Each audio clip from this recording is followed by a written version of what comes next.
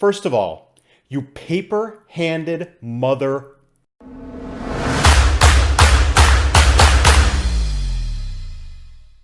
Hey everybody, Walrus here from Walrus Street. Today we're going to be looking closely at GameStop, why I invested, and we're going to look at the third quarter earnings call. Just a reminder, I am not a financial professional. All information in this video is for entertainment purposes only. First of all, you paper-handed mother. Look how they mess with my boy.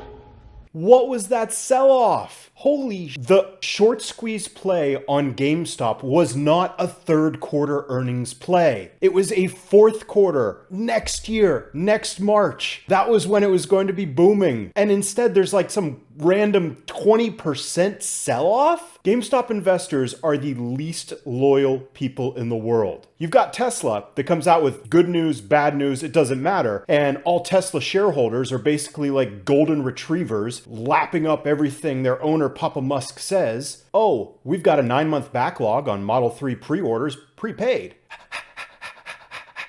Oh, we're going to sell $5 billion worth of shares, which is going to drop the share price.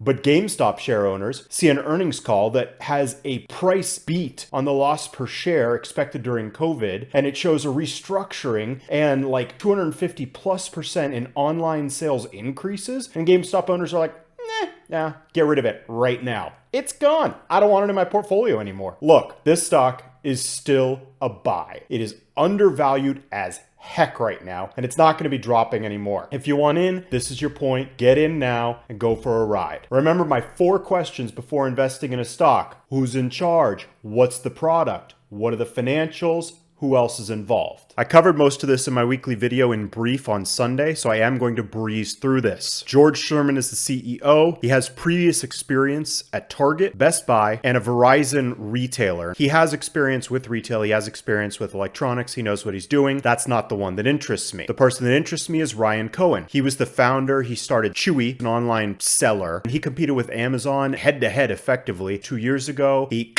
cut ties, sold it in the largest e-commerce acquisition ever, $3.35 billion to PetSmart. Since then, what's he done? Oh, nothing. Just become the largest single investment shareholder in Apple. Also, he has a 10% stake in GameStop. Why does this matter? 10% stake in GameStop gives him the ability to have the company listen to his suggestions. This is a guy who knows how to run an e-commerce business. GameStop's brick and mortar stores were failing. They need to switch to e-commerce. He's the kind of person that can help them transition. In September, Ryan Cohen, managing director of RC Ventures LLC, said GameStop leadership needs to conduct a strategic review of the business and provide a plan for seizing opportunities in the fast-growing video game sector. He sent this letter to the board of directors. It was registered with the SEC. You can find it. GameStop needs to evolve into a technology company that delights gamers and delivers exceptional digital experiences, not remain a video game retailer that over-prioritizes its brick and mortar footprint and stumbles around the online ecosystem. He's not making suggestions to the company. These are veiled demands. There's a very real threat of takeover, hostile takeover, if he doesn't get what he wants here. The idea of a hostile takeover from a guy who knows how to run an e-commerce business delights me, and it delights a lot of people. Why do I care about this though? GameStop has been falling in price for the last couple years. You've had short sellers initiating trades in the company, selling short 100 share options, guaranteeing that the company was going to go to zero, go bankrupt. That hasn't happened.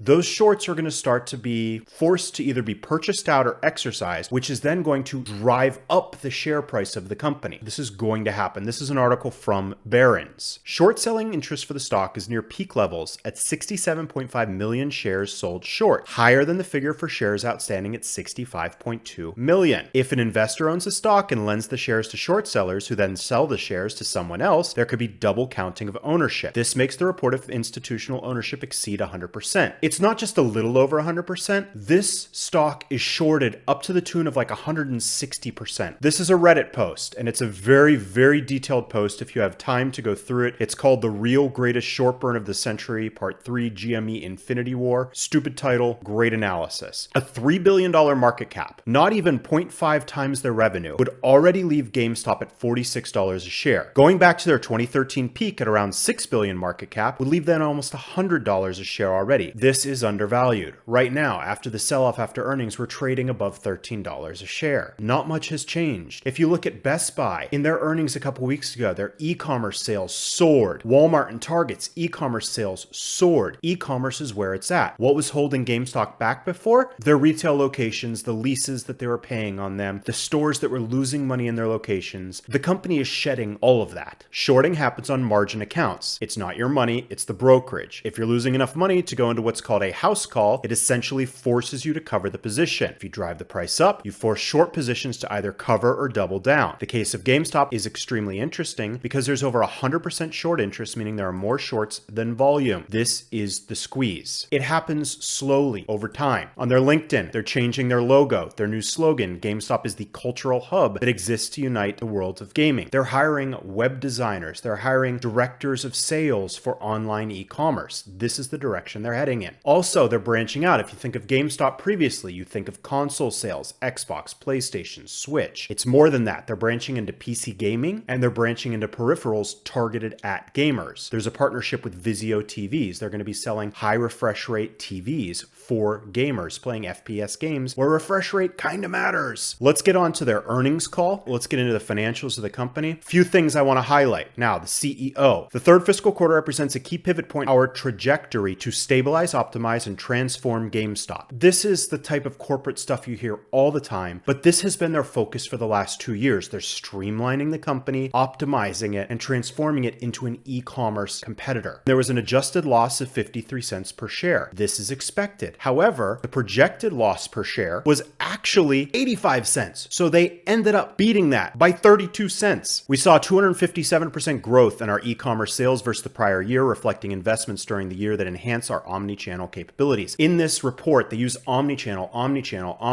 They want to be the one source for gamers to go to get everything they need. We reduced expenses, delivering over $315 million in SG&A expense reductions so far this year. Their administration costs are going down. We're pleased to end the quarter with almost $300 million more in cash and restricted cash compared to the end of the prior year. They're saving more money, they're spending less, positioning GameStop to be the leading global omni-channel retailer for all things gaming and entertainment. There it is again. This is just with the console sales for the new Xbox and PlayStation in November. Very successful launch of the next-gen products in November, driving 16.5% growth in comparable store sales just in the month. It was the first positive comparable store sales month in nearly 2 years, despite being closed on Thanksgiving Day and on the ongoing negative impact of COVID. Our omni-channel platform as a global online sales in the month of November grew 352%. In line with these early results, we expect to generate strong sales growth and profitability in the final quarter. This fourth quarter is going to be gangbusters. This is going to be lighting it up. The earnings report in March is going to slay expectations. We have closed almost 800 stores worldwide since the beginning of 2019, representing both underperforming locations and de-densification in certain trade areas. We expect these closures to create a more profitable footprint. A GameStop in the same town as a GameStop, and the town only has a population of like 150,000. It's unnecessary. They're stopping this. They're increasing productivity and efficiency. We will close over 1,000 stores since we began the optimization journey in the middle of 2019 by the end of this fiscal year, all with little to no capital outlay. They're getting rid of their leases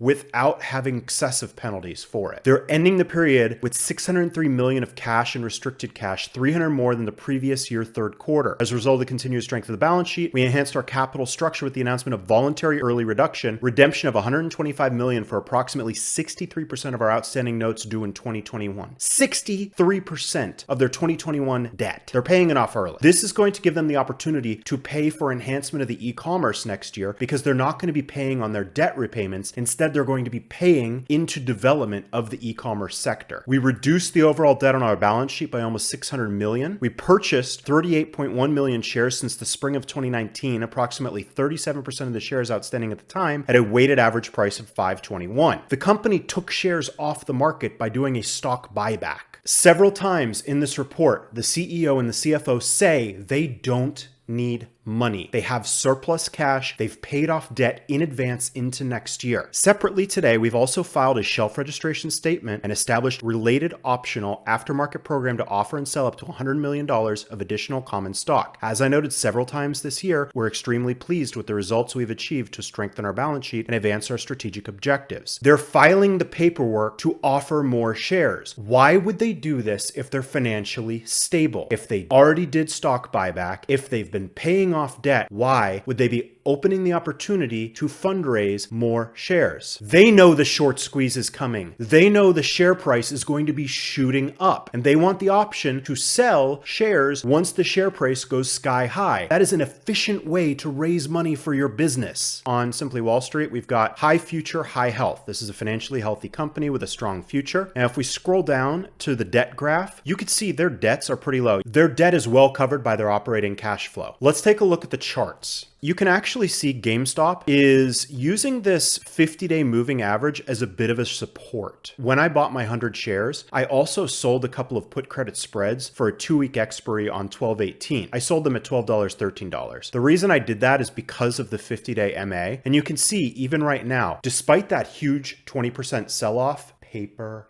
hands. The stock price still didn't drop below that 50-day MA, so my put credit spreads are fine. I'm not even worried about them. Around 2015, this is when the bankruptcy rumors started flying for GameStop. Since then, it's been a steady decline. We have been rising up in the last couple of months, though. Who are their holders? This is what I'm talking about. The institutions are holding more shares than exist. This is where the squeeze comes in. Another Reddit user summarized this earnings better than I ever could. What we learned, they beat estimates on earnings per share. Revenue is down year on year in Q3. This is expected, but it's up compared to November last year. Also expected. Cash increased. We talked about this. They may offer their shares. They're going to be giving themselves the opportunity when the squeeze happens to sell the shares at a higher price. What hasn't changed? The shorts eventually have to cover their position. They have a timed life. This is a fact. The company is not a bankruptcy risk. This was part of the drop. When these short positions were initiated, there were rumors flying around that bankruptcy was not just a possibility, but a probability. That is long since gone. You can see in the earnings report that the management is focusing on the e-commerce sector. They're focusing on diversification. They're trimming the fat of the company. I'm just going to leave it there. Let's take a look at my current positions in GameStop and how I'm going to play this updated earnings report. I do have 100 shares. I got in way too early. My average cost is $17.11, so that was foolish. If I was actually thinking, I think I would have actually waited until after earnings because I was expecting a drop. That's the price that you pay when you're excited about something. If you look, I do have some put credit spreads open right now. I have 10 contracts. I have the $13 put and the $12 put. Those are my buys. Those are my sells. You saw on the stock charts that it is above the 50 MA. So even though the price is down to $13.60 right now, I'm not worried about it dropping. And especially since these spreads have an expiration of next Friday, the 18th, this is not really something that I'm worried about. Typically volatility goes down after earnings reports. Volatility increases going up to the earnings, but it goes down afterwards. So what you have are cheaper options. If I go out to April 16th, I am looking at purchasing these $20 calls right here, $287 each. I am actually going to open up probably 2 of these for $574. Markets are closed, so I'm going to recheck this right before markets open to make sure I'm getting a decent price here. There you have it. I am still as bullish, if not more bullish on this stock. I'm going to be holding it into April after earnings next year before I close out my position, if I close out my position. I don't see this dropping anymore, and if you do want to buy in, this is the time to do it. Thank you guys for joining today. I hope you found this to be informative. I wish you best of luck in your investing. If you are enjoying the content, please like and subscribe to the channel. I do put out content every Sunday on weekly news and some videos in the middle of the week on deeper dives into stocks. Thanks a lot.